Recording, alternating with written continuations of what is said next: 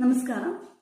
ಕನ್ನಡದಲ್ಲಿ ಎರಡು ಪದಗಳನ್ನು ಜೋಡಿಸುವಾಗ ಮತ್ತು ಇಲ್ಲಾಂದರೆ ಹಾಗೂ ಅಂತ ಪದಗಳನ್ನು ನಾವು ಸೇರಿಸ್ತೇವಲ್ವ.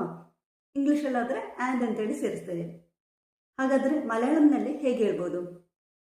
ಮಲಯಾಳಂನಲ್ಲಿ ಮತ್ತು ಅಥವಾ ಹಾಗೂ ಅಂತ ಹೇಳೋದಕ್ಕೆ ಈಕ್ವಲ್ ಆಗಿ ಒಂದು ಪದ ಇಲ್ಲ. ಅದಕ್ಕೆ ಬದಲು ಅಂತೇಳಿ ಸೇರಿಸಬೇಕಾಗ್ತದೆ. ಒಂದು ಎಕ್ಸಾಂಪಲ್ ಮೂಲಕ ನಾನು ಹೇಳ್ಕೊಡ್ತೇನೆ.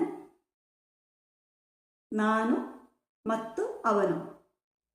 ನಾನು ಅಂತ ಹೇಳುವಾಗ ಜ್ಞಾನ, ಅದರ ಜೊತೆಗೆ ಅಂತೇಳಿ ಸೇರಿಸಬೇಕು. ಆವಾಗ ಜ್ಞಾನಂ. ಅವನ್ ಪ್ಲಸ್ ಅವನು. ಜ್ಞಾನಂ ಅವನು. ನಾನು ಮತ್ತು ಅವನು ನಾಳೆ ಬರ್ತೇವೆ.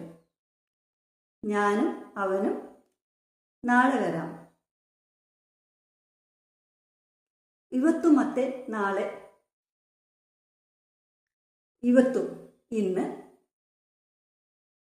ನಾಳೆ ನಾಳೆ.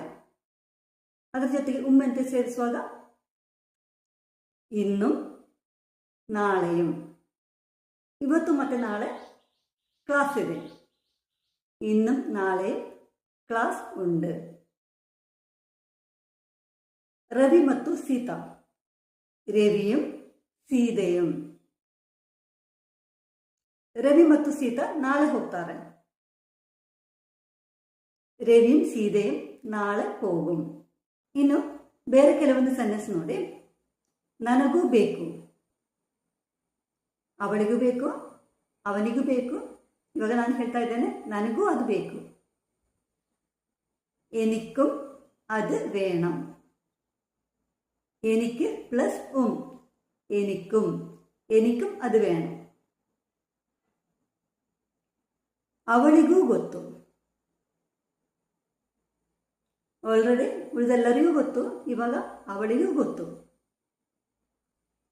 അവൾക്കും അറിയാം.